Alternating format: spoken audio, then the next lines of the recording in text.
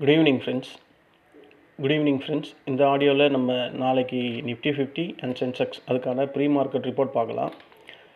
அதுக்கு முன்னாடி இன்றைக்கி நம்ம நிஃப்டி 50 சென்செக்ஸும் நல்ல ப்ராஃபிட். யாரெல்லாம் ப்ராஃபிட் பண்ணிங்க, நம்ம சொன்ன அந்த சப்போர்ட்டை தான் அது எடுத்திருந்தது.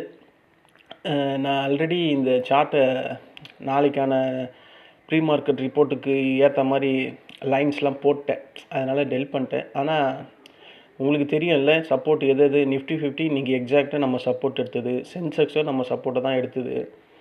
அதில் என் ஃப்ரெண்ட் சர்க்கிளில் ஒரு 27 பேர் இருக்கும். 27 பேருமே இன்றைக்கி ப்ராஃபிட் தான், ஃபஸ்ட்டு சப்போர்ட்டு.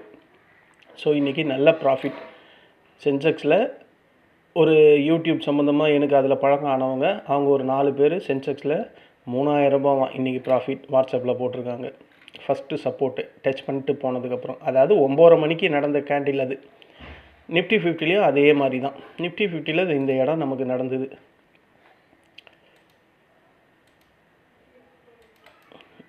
இந்த கேண்டில் நடந்தது நிஃப்டி 50ல்.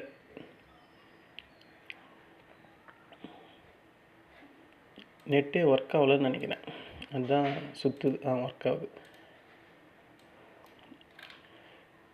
ஸோ இன்றைக்கி எல்லாருக்குமே நல்ல ப்ராஃபிட்டாக தான் அமைஞ்சிருக்கும் அப்படின்னு நம்புகிறேன். இன்றைக்கி வேர்ல்டு மார்க்கெட் எப்படி இப்போது ட்ரேட் ஆகிட்டுருக்குன்றதை பார்க்கலாம். இன்றைக்கி நீங்கள் யாராவது ப்ராஃபிட் பண்ணியிருந்தீங்கன்னா, அந்த ப்ராஃபிட் எனக்கு வாட்ஸ்அப்பில் ரொம்ப க்ளோஸ் ஃப்ரெண்டாக இருந்தால் அவங்களுக்கு வாட்ஸ்அப் நம்பர் எந்த தெரியும். ரொம்ப பேருக்கு இன்னும் என் வாட்ஸ்அப் நம்பர் தெரியாது. அவங்க நீங்கள் என் இந்த சேனல் மூலயமா இந்த சப்போர்ட்டை எடுத்து யாராவது ப்ராஃபிட் பண்ணியிருந்தீங்கன்னா எனக்கு யூடியூப்பில் மெசேஜ் பண்ணுங்கள், நானும் தெரிஞ்சுக்கிறேன். வாங்க கலந்து பேசுவோம். பேசினா தான் இந்த ஆப்ஷன் எப்படி ப்ராஃபிட் பண்ணுறது, என்ன ஏது டிஸ்கஸ் பண்ணால் தான் நம்ம ஓரளவுக்கு ப்ராஃபிட் பண்ண முடியும். பயப்படாதீங்க. நான் மற்ற சேனலில் இருக்க மாதிரி காசை வாங்கிட்டுலாம் பண்ணுறது கிடையாது. என்னுடைய வாட்ஸ்அப் சேனல் ஆல்வேஸ் என்னுடைய ப்ரொஃபைல்லையே இருக்குது. நீங்கள் நார்மலாக உங்கள் ஃப்ரெண்ட்ஸ் மாதிரியே என்கிட்ட பேசலாம், ஒன்றும் பிரச்சனையே கிடையாது. உங்களுக்கு அதில் ஏதாவது டவுட் இருந்தால் கூட நான் கிளியர் பண்ணுறேன். மற்றபடி வேறு ஒன்றும் கிடையாது. இப்போ எனக்கு என்னுடைய ஃப்ரெண்ட்ஸ் சர்க்கிள்னால் அது வேறு. இந்த யூடியூப் சம்மந்தமாக ஃப்ரெண்ட்ஸ் ஆனவங்களே எனக்கு பல பேர் இருக்காங்க, 9 பேர்கிட்ட இருக்காங்க. ஸோ நீங்களும் வாங்க, உங்களுக்கு இந்த ஆப்ஷன் பையிங் இந்த இதில் எப்படி ப்ராஃபிட் பண்ணுறது, என்ன ஏது, இல்லை உங்களுக்கு நான் மார்க்கெட்டில் தான் இருப்பேன் எனி டைம். சடனாக ஏதாவது ஒரு கொரி வந்ததுன்னா, இல்லை ஏதாவது உங்களுக்கு இஷ்யூ வந்தால் தைரியமாக பேசுங்க, ஒன்றும் பிரச்சனையே கிடையாது. நான் எடுக்காமலாம் இருக்க மாட்டேன், எடுப்பேன், கவலைப்படாதீங்க. ஸோ இன்றைக்கி ப்ராஃபிட்டபிள் டே தான். எப்படி பார்த்தாலுமே இன்றைக்கி நல்ல ப்ராஃபிட்டபிள் டே தான். நான் ஒரு 2300 ரூபா ப்ராஃபிட் பண்ணேன். அதே மாதிரி என் ஃப்ரெண்ட் சர்க்கிளில் எல்லாருமே இன்றைக்கி ப்ராஃபிட்டு. யூடியூப் ஃப்ரெண்ட் சர்க்கிள்லேயும் எல்லாருமே ப்ராஃபிட் தான் இன்றைக்கி. ஏன்னா பக்காவாக ஒர்க் அவுட் ஆச்சு சப்போர்ட்டு நிஃப்டி 50லேயும் சென்செக்ஸ்லேயும். சரி, அதுக்கு முன்னாடி நாளைக்கு ப்ரீ மார்க்கெட் பார்க்கறதுக்கு முன்னாடி வேர்ல்டு மார்க்கெட் இப்போ எப்படி ட்ரேட் ஆகுதுன்றதை ஒரு கிளான்ஸ் செக் பண்ணலாம். இப்போ நடக்கிற DAX 163 point plus, CAC 40 3 point minus. இன்றைக்கி 1493 பாயிண்ட் ப்ளஸில் முடிஞ்சிருக்கு, சூப்பராக முடிஞ்சிருக்கு. Hang Seng 9 point plus, Shanghai composite 55 point, நம்ம என்எஸ்சி நிஃப்டி 78 பாயிண்ட்டு மைனஸில் முடிஞ்சிருக்கு. BSE Sensex 322 point. இன்றைக்கி ஏன் நம்ம மார்க்கெட் இறங்குச்சு தெரியுமா? ஏன் இறங்குச்சின்னா, ஐடி ஃபீல்டு எல்லாமே காலை வாரிட்டான். 10க்கு ரிலையன்ஸ் காலை வாரிட்டான், 10க்கு ஹெச்டிஎஃப்சி காலை வாரிட்டான். இந்த மாதிரி ஹை வெயிட்டேஜ் இருக்கிற ஸ்டாக்ஸ் எல்லாமே காலை வாரினா நிஃப்டி இண்டெக்ஸு இப்படி தான் இறங்கும். அது இல்லாமல் ஆல் டைம் ஹையில் இருக்குது, கண்டிப்பாக ப்ராஃபிட் புக்கிங் நடக்கும். அது இல்லாமல் நம்ம ட்ரம்ப்பு இந்தியாவுக்கு மறுபடியும் எக்ஸ்ட்ரா டேக்ஸ் போடுறதா ஒரு த்ரெட்டன் பண்ணியிருக்காரு. ரீசன் ஸ்டில் நீங்கள் ரஷ்யா கிட்டேருந்து எண்ணெய் வாங்கிட்டுருக்கீங்க, அது எனக்கு மகிழ்ச்சிகரமாக இல்லை, என்னை நீங்கள் மகிழ்ச்சி படுத்தணும்னு சொல்லியிருக்காரு. எவ்வளோ ஓப்பனாக ஒரு மனுஷன், ஒரு தனி மனுஷன் இந்த மாதிரி ஒரு ஓப்பன் ஸ்டேட்மெண்ட்டு வேறு ஒரு கண்ட்ரி மேலே கொடுக்குற அளவுக்கு அவ்வளோ தைரியம் எங்கேருந்து வருதுன்னே தெரியல. இதை உலக நாடும் பார்த்துக்கிட்டு தான் இருக்குது. அவரோட ஸ்டேட்மெண்ட்டு பார்த்தீங்களா, படிச்சிங்களா? நான் இன்னும் மகிழ்ச்சியாக இல்லை, இந்தியா ரஷ்யா கிட்டேருந்து வாங்குகிற எண்ணெய் எனக்கு திருப்திகரமாக இல்லை, இந்தியா என்னை இன்னும் திருப்திப்படுத்தலை, எனக்கு இன்னும் மகிழ்ச்சியாக இல்லை அப்படின்ற மாதிரி சொல்லியிருக்காரு.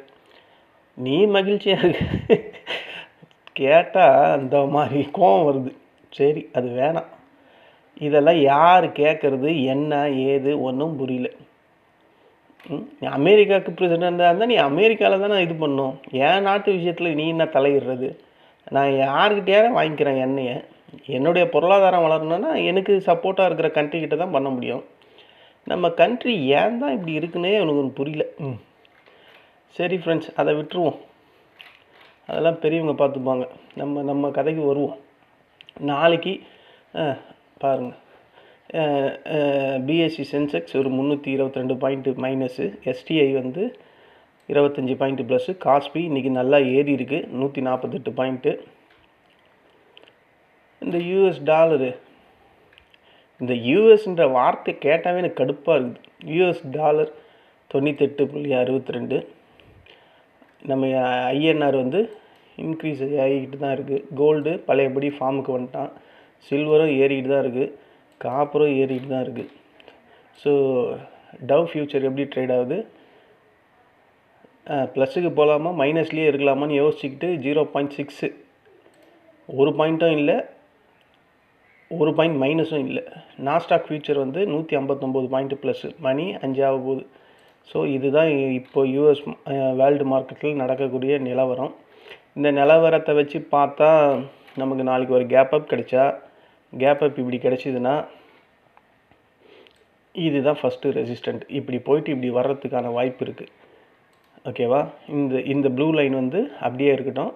ஒரு கேப் அப் கிடைச்சா ஃபஸ்ட்டு ரெசிஸ்டண்ட்டு 26,341, அதுக்கப்புறம் 26,400, அதுக்கப்புறம் 26,451. எனக்கு தெரிஞ்சு இந்த 26,350 வரையும் வேணும்னா போகலாம். ஏன்னா ஒரு கேப் அப் கிடைச்சா. அதுக்கப்புறம் அது ஃபர்தராக மேலே போகுமான்னா எனக்கு தெரிஞ்சு போகாதுன்னு தான் தோணுது. மார்க்கெட் இன்றைக்கி நிலவரத்தை பார்த்தா நாளைக்கெல்லாம் அகைன் அந்த நியூ ஆல் டைம் ரெக்கார்ட்லாம் உடைக்குமா அப்படின்ற மாதிரி எனக்கு கேள்விக்குறியாக இருக்குது. இல்லை ஒருவேளை ஒரு கேப் டவுன் ஓப்பனிங் இருந்தால் 26,194 இது ஃபஸ்ட்டு சப்போர்ட்டு. அதுக்கு கீழே இருக்கிறது 26,119 செகண்டு. அதுக்கு கீழே இருக்குது 26,048. அதுக்கும் கீழே வந்தானா இந்த ட்ரையாங்கிள் லைனு பாட்டம் லைனை வந்து அவன் தொடணும். அதை போட்டு வச்சுருக்கேன், பார்ப்போம் வரானா இல்லையான்ட்டு. இதுதான் நாளைக்கு நிஃப்டி 50க்கான pre market report and intraday levels. இந்த லெவல்ஸ் வரும்போது பல தடவை சொல்கிறது தான், இந்த மணியை ஃபோக்கஸ் பண்ணுங்கள். அதுதான் உங்களுக்கு வெற்றி வாய்ப்பை அதிகப்படியாக கொடுக்கக்கூடியது, இறங்கினாலும் டக்குன்னு ஏறக்கூடியதும். சென்செக்ஸ் வருவோம். சென்செக்ஸ் வந்தால் சென்செக்ஸில் வந்தால் ஒரு கேப் அப் கிடைச்சா, இந்த ப்ளூ லைன் மேலே ஒரு கேப் அப் கிடைச்சா, இதில் இப்படி போயிட்டு இப்படி வர்றதுக்கு தான் வாய்ப்பு இருக்குது. ஏன்னா இங்கே ரெசிஸ்டண்ட்டு இங்கே இருக்குது. இன்றைக்கி வந்த ரெசிஸ்டண்ட்டு 85,840. அதுக்கு மேலே போச்சுன்னா 86,164. இது ஆல் டைம் ஐயே. அதுக்கு மேலெலாம் போகிறதுக்கு வாய்ப்பு இல்லை. நாளைக்கு பார்க்கலாம். ஒருவேளை ஒரு கேப் டவுன் வந்தால் இப்படி வந்ததுன்னா இப்படி போயிட்டு இப்படி வர்றதுக்கு வாய்ப்பு இருக்குது. ஓகேவா? இதில் வந்து சப்போர்ட் எங்கே இருக்குது? First support 85,185. இதுதான் ஃபஸ்ட்டு சப்போர்ட்டு. அதுக்கப்புறம் இந்த 84,883 இது செகண்ட் சப்போர்ட்டு. அதுக்கப்புறம் இருக்கிற 84,714 தேர்ட் சப்போர்ட்டு. அதுக்கும் கீழே இருக்கிறது 84,489. இதெல்லாம் இங்கே வராது.